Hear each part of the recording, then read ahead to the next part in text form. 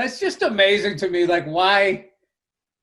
I don't know. This is going to get in my issues with women, but like, they love you while they just. I have a bunch of those today, Bill. Okay, well, they love you to death while they just totally root against you. There's a certain place where they go when they really love you. The support ends, and then I feel like anything new you try, they get all over it.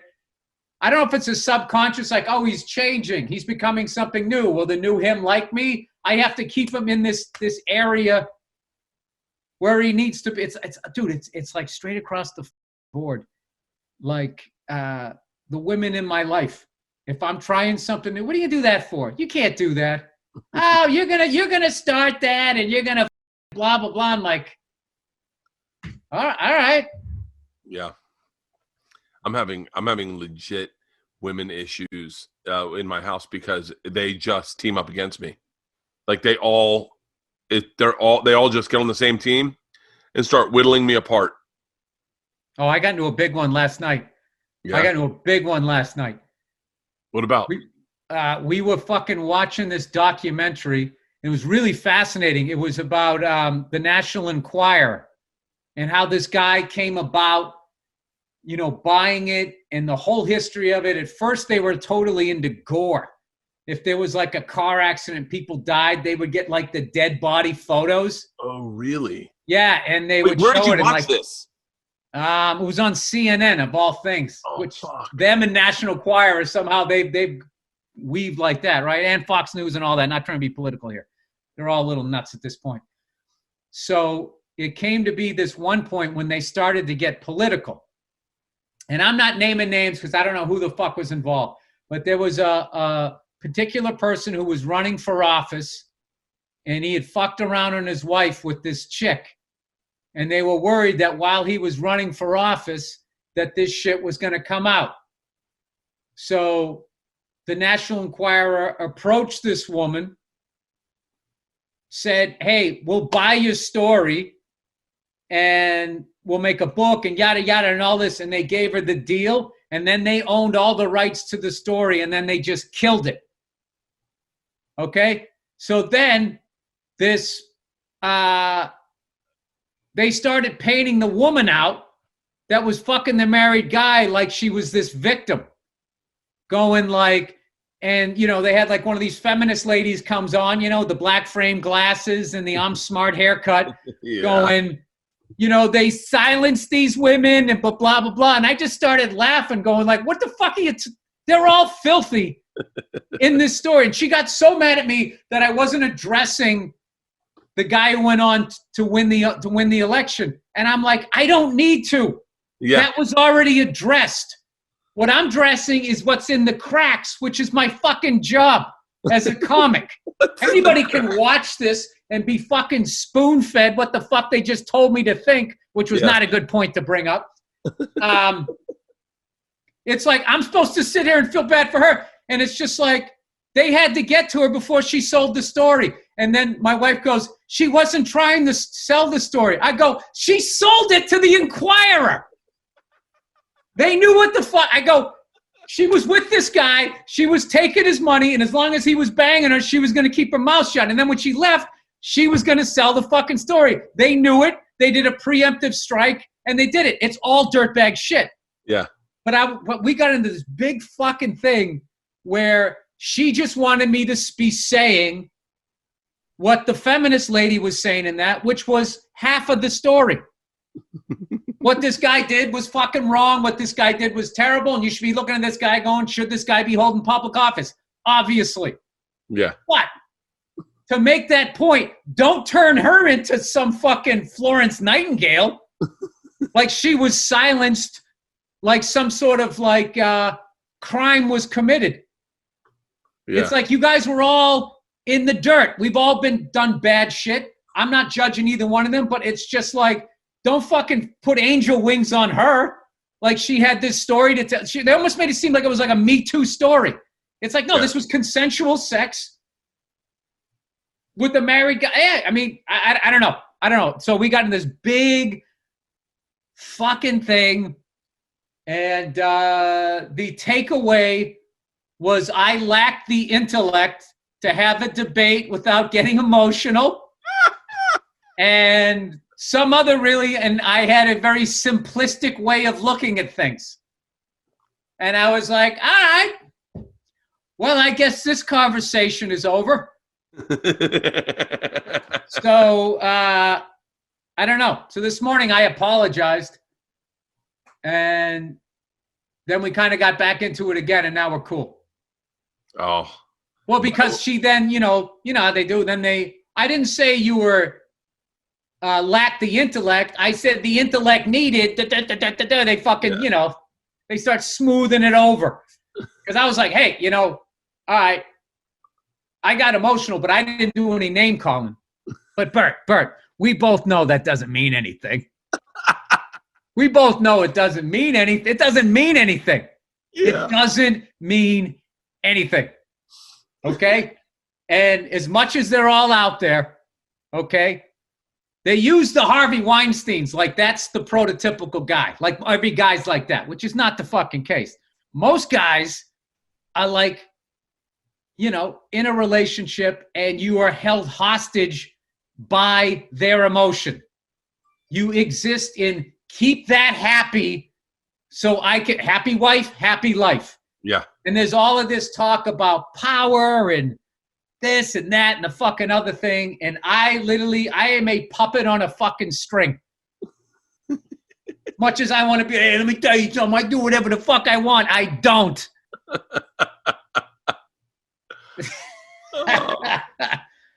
So there you go. There's that. Mine started first thing in the morning. First thing. Well, you must have been sleeping wrong. I'm sure you did something wrong. I was. No, she just walked up and woke me up and said, Georgia wants to go over to a friend's house.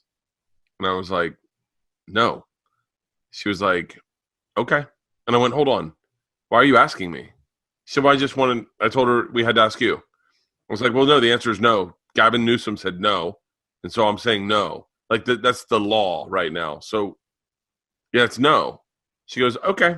And I went, hold on 1 second. Why are you asking me this? And then I'm like waking up and I'm like, this isn't a conversation. Like she stays in the house. That's what we do. Hang on. What the fuck do you, and then I'm like, I just woke up and now I'm fighting. And she was like, I'm just saying, like people are going to other people's houses. They say it's in groups of 10 or less. I said, that's not what it means. Look, it's still stay-at-home orders. If she wants to go for a bike ride, that's fine. She wants to ride bikes with someone, that's great. But she's not going into someone's fucking house. She goes, well, they haven't had anyone in their house. And I go, okay. I said, and so if I have sex on the road with someone, I don't have to wear a condom because she said she's pretty clean. And she was like, wait, what? And I was like, all right. Dude, you went pretty hard with that example. I know. I get fucking pissed off because it kind of seems to me like she was making you be the bad guy. Yeah, and she was, and then it turns into dad is OCD. Dad's got weird rules. Dad. Like if it was me, I'd let you go, but dad won't let you go. And I was like, it fucking drove me nuts. Let me tell you something, dude. Women are awesome, but like in those moments, dude, it makes you question, like what you signed up for. Ooh. I hate when old parts of your personality show up at a dinner table with your family. Like old parts. Like I have a real issue with women crying. Like it comes out. It comes out like I was beaten by a crying woman. Like when a woman cries and there's confrontation and a woman goes to crying to solve it, I shut down and I start becoming verbally abusive. Like I am not cool with it. And I start saying things like, oh, that's right, we don't need to use words anymore because you can cry on demand. And you know what, dude, I've done that. You can't win. It's just like I did one time. I was just like, you're crying over this? Like, how old are you? I mean, it was just some bullshit thing. And all of a sudden she's fucking crying. Because look, we're not women, so we don't know how they think, but I am highly suspicious of the crime. Fuck yeah. So I'll give them 47% of those cries are because I hurt your feelings. And the other 53 is I'm making some good points you can't refute. And you don't feel like apologizing. And you know, the second you cry, there's nothing worse than making a woman cry. The second they cry, you literally feel like you're a bully. You just knocked an ice cream cone out of a kid's hand. And you're just like, all right. I'm sorry. Even though I feel like I was right and I didn't do anything wrong. I'm sorry. Just stop doing that. I used to do a bit in my act. I used to do this bit. I said, the longer I'm married, the less respect I have for Meryl Streep. They can all cry on cue. They can all cry. We need 7 potatoes for this dish and they only have 6. Oh. If they need to go there emotionally, they can do it. I have to get rid of a dog. I have to have a friend die. I got to see something happen to a kid on a crime show, like to get me to cry. That's what I can't just cry. I don't know how to. I didn't for the longest time. And then a couple of really big emotional things happened, some deaths of friends that there was nothing else to do. So, and then once that happened, it kind of reawoke something that I had paid. You ever see like an abandoned town? Yeah. And after a while, when they leave it, the weeds grow up through the asphalt. That's kind of what happened. So, I don't know. I actually think I am a big emotional person, just underneath the surface of my shit jokes, to be honest with you. I've cried. I definitely can cry, but I can't cry the way my wife and or daughters. And if my daughter did it one time, started crying because she was losing the argument. Whew, I did not handle that well at all. I would like to say that I draw the line with my kid, but my kid isn't old enough to do that yet. I hope I don't do that. Bill, trust me. This was got caught lying, got caught doing something, came home, was defiant. And when I told her all the shit I knew about, she started crying and I went, no, we don't. We're using words today. And I think I probably said something like, I don't know, I'm sure I said some correlation to men running Fortune 500 companies don't cry when they fucking get caught. You know what, dude? You were right up until that last comment. And I'm telling you, that's the game they play. They know you're right. They start crying. And then they're just waiting for you to open that porthole to make the argument about something else. And okay, I lied. Okay, I said I was here and I was really there. And you're right and all that. But that's no reason to bring up some white toxic male at a Fortune 500 company. They'll fucking go down that thing. And next thing you know, you're apologizing. Oh. It's really genius. I will tell you this, though. I am jealous of their ability to cry because it is such a wonderful emotion to get rid of shit. I mean, that's so much of my anger. It's just all shit I should have cried about and didn't. It's just sitting on my chest. And I learned that, unfortunately, when a friend of mine got killed last year, and I just said, fuck it, and I let it out. And I still have the sadness, but I don't have the weight because I really cried it out. Really? Yeah. So they do that maybe to a fault, but I feel like I'm painting with a broad brush here.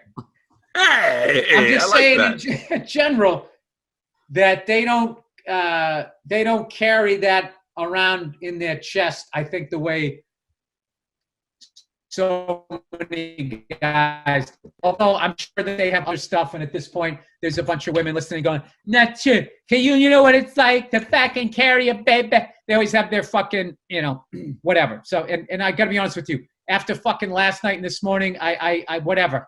They just win. It's just, yes, you're right. Fuck it. I don't care. Yeah, it was pointed out to me yesterday how selfish I have been, not being a dick. She was just pointing out how selfish I've been my whole life with her. We've been together 18 years as of yesterday. That was our first date, was yesterday. And she was not being a dick, but she said all the times that I just said, I'm going for a jog. I'm going to go skateboard. I'm gonna do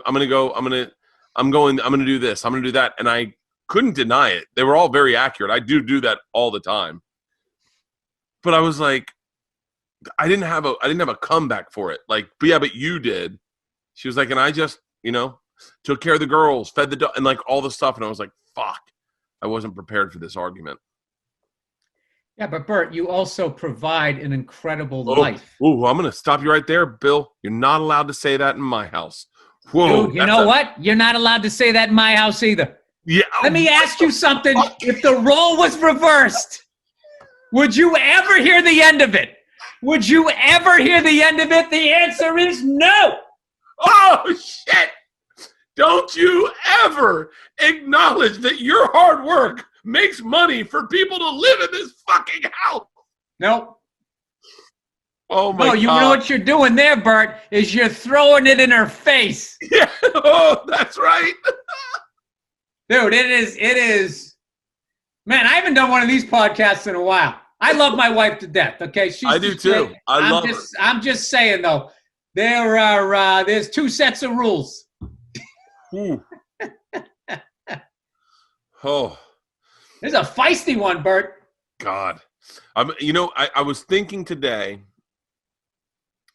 I was trying to think of the advice that you would give a young guy about what to look for in a wife. Because I do love my wife. And I love that we've been together 70 days in this house. Today, she kind of snapped and was like, I was in the kitchen. And she wasn't being a bitch, but she was like, Isla's going to a social distancing party at a friend's house. And she's going. And I was like, I don't know. I just was like, I don't feel comfortable with even, I feel like everyone should just be in the house. And she goes, it's been 70 days. We've been in this house 70 days. We haven't gone anywhere. Like, let the kids have a break. They're going to be fine. It's going to be safe. It's a social distancing party. I would have said, how long was World War II and how long did those people in London stay in their basements? Yeah. I wish I had you in an IFB in these arguments where I could listen. Yeah, but you're romancing the fact that I actually have a 100% happy relationship. I'll tell you, that little fucking line about the Blitzkrieg wouldn't get you. You're such an asshole. That's all you would get. Yeah. Where I would go with that, and I'd be like, good. I hope she goes there and she gets COVID, and then we all get it. And then we walk around and can't smell or taste anything on fucking ventilators. You can be like, yeah, you happy now, honey? Are you happy now? And then she'll be like, I can't believe you bring that up when everyone's so sick. That's how that would go down. Oh. What you're really getting down to here is, or what we're both getting down to, is why we die sooner. We don't cry, and our big bat in the argument is taken off the rack.